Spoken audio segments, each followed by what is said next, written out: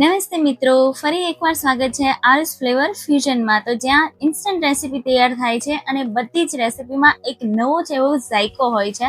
તો આજે મેં એક સરસ એવી રેસીપી જે ઇન્સ્ટન્ટ તો બની જ જશે, પણ સાથે સાથે એ વસ્તુ જે આપણા ઘરમાં હર વખતે વધતી જ હોય છે, એટલે કે વધારાની રોટલી, જે આપણે ગમે ત્યારે આપણને એમ થાય છે કે આનું શું સોલ્યુશન હોય છે. તો ઘણી બધી વાર આપણે ફ્રેન્કી બનાવી નાખતા હોય છે, ઘણી બધી વાર આપણે તળી નાખતા હોઈએ છીએ. તો આજે તો મેં નવું જ એટલે કે એનો ચેવડો બનાવવાનું વિચાર્યું છે.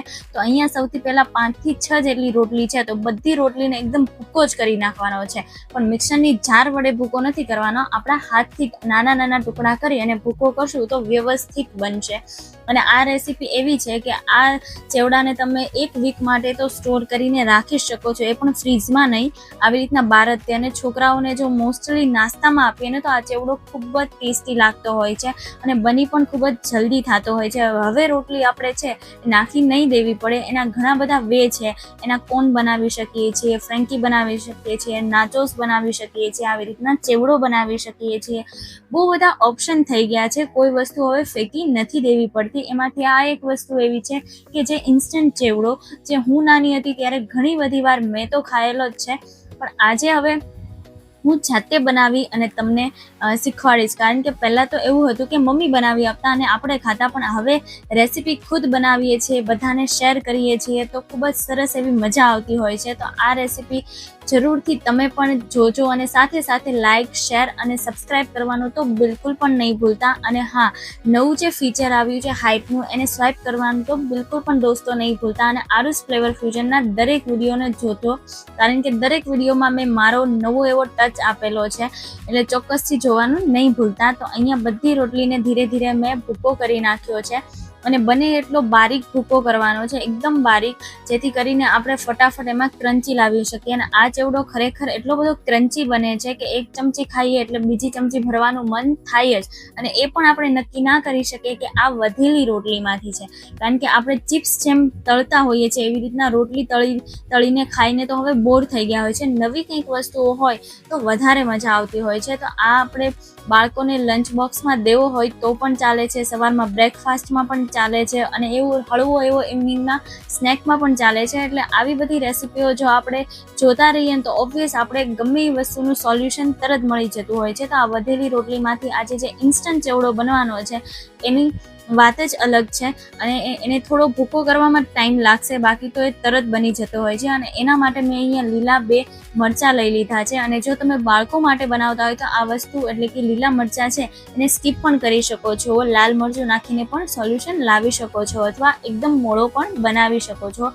પણ આ તો આપણે ખાઈ શકીએ છીએ, એ માટે અહીંયા મેં નાના એવા 2 લીલા મરચાં લઈ લીધા છે અને એને એકદમ ઝીણા ઝીણા સમારી નાખવાના છે, એટલે કે મોઢામાં આવશે પણ એટલો બધો તીખાશ નહીં લાગે. અને જો મોટા કટ કરવા હોય તો 1ના 2 મરચાંના ભાગ કરી નાખવાના છે, જેથી કરીને તમે બહાર પણ કાઢી શકો, માત્ર એનો ટેસ્ટ ચેવડામાં બેસી જાય. બાકી તમે કાઢવો હોય તો એને કાઢી પણ શકો, પણ અહીંયા મેં અંદર જ મસ્ત ફ્રાય થઈ જશે એટલા માટે નાના નાના ટુકડા કર્યા છે.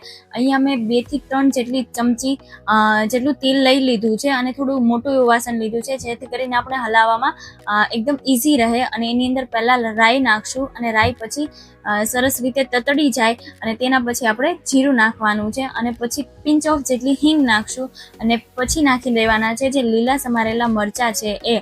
અને અહીંયા 1 વાટકી જેટલા સિંગદાણા, જે વધારે પડતો ટેસ્ટ આપે છે, એટલે એ નાખી દેવાના છે. અને મીઠા લીમડાના 7 થી 8 જેટલા પાન એડ કરી દીધા છે અને બધી વસ્તુને સરસ રીતે સોટે થવા દેવાની છે. બધી વસ્તુનો કલર ચેન્જ થઈ જવો જોઈએ. અને સ્ટોર એટલા માટે જ કરી શકીએ છીએ કારણ કે એવી કોઈ પણ વસ્તુ નથી આની અંદર એડ કરવાની કે તરત ખરાબ થઈ જાય. સિંગદાણા છે, મીઠો લીમડો છે, મરચાં છે, એ બધી વસ્તુઓ બહુ લાંબા સમય સુધી આપણે વસ્તુ એડ કરીએ છીએ તો રહેતી હોય છે. એટલે એવી કોઈ વસ્તુ આપણે એડ નહીં કરીએ કે આને સ્ટોર ન કરી શકીએ. આજે બનાવીને કાલે આપણે લંચ બોક્સમાં લઈ જઈ શકીએ છીએ, બ્રેકફાસ્ટમાં ખાઈ શકીએ છીએ, ઇવનિંગ સ્નેકમાં ઇવનલી આપણે ખાઈ શકતા હોઈએ છીએ. તો આવું કરવાનું છે.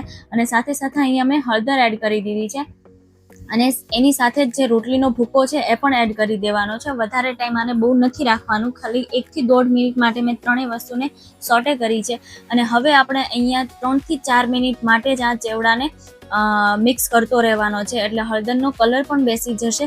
અને બધા મસાલા નાખવાના છે, પણ અત્યારે માત્ર આપણે હળદર નાખી અને સરસ રીતે મિક્સ કરવાનો છે. તો આવી રીતના ધીરે ધીરે એને મિક્સ કરતા રહેશું એટલે જે રોટલી છે એકદમ ક્રિસ્પી થઈ જશે, એટલે ચેવડો ખૂબ જ સરસ એવો બનશે. એકદમ લો ફ્લેમ ઉપર આપણે એને રાખશું, ધીરે ધીરે શેકવાનો છે. અને તમે જોઈ શકો છો સિંગદાણા, મીઠો લીમડો, બધી વસ્તુઓ ખૂબ જ સરસ રીતે દેખાઈ રહી છે. અને જે લીલા મરચાં નાખ્યા છે એ તો દેખાતા પણ નથી, ને સાથે સાથે મોઢામાં આવશે ને તો માત્ર ટેસ્ટ આવશે, એવું નહીં લાગે કે ખૂબ જ સ્પાઇસી છે. પણ હા, નાના છોકરા માટે બનાવો તો તમે એ સ્કીપ કરી શકો છો. કોઈ પણ વસ્તુ જ્યારે આપણે બનાવતા હોઈએ છીએ તો આપણે અકોર્ડિંગ વધારે, ઓછી અથવા સ્કીપ કરવી એ આપણા ટેસ્ટ મુજબ હોય છે, એટલે એમાં થોડું પ્લસ માઇનસ આપણે કરતા જ હોઈએ છીએ. એટલે હું મારા ટેસ્ટ પ્રમાણે અહીંયા વસ્તુ બનાવતી હોઉં છું અને તમારી લોકો સાથે શેર કરતી હોઉં છું. તો હું વિડીયોમાં જે મારી સિમ્પલ રેસીપી છે એ બધી શેર કરું છું, અને જે મારી બનાવવાની સ્ટાઇલ છે એકદમ સિમ્પલ રીતે હું રેસીપી, કારણ કે હરેક ગૃહિણીઓ જ્યારે રસોઈ બનાવતી હોય છે ત્યારે એના દિમાગમાં એ જ ચાલતું હોય છે કે ગમે તે રેસીપી કેવી રીતના સ્પીડમાં બને, એમાં વધારે ટેસ્ટ કેવી રીતના આવે. બધી વસ્તુઓ આપણે માપી તોલીને લેતા હોઈએ છીએ, પરંતુ અંદાજ પ્રમાણે વધારે બનાવવામાં આવતી હોય છે. એટલે એ મેઇન ગુજરાતીઓ તો કરતા જ હોય છે કે જ્યારે વસ્તુ એડ કરવાની હોય ને ત્યારે ફિક્સ ના હોય કે એક ચમચીમાં થઈ જ રહેશે, ક્યારેક થોડું વધારે, ક્યારેક ઓછું, એવી રીતના ચાલ્યા જ કરતું હોય છે.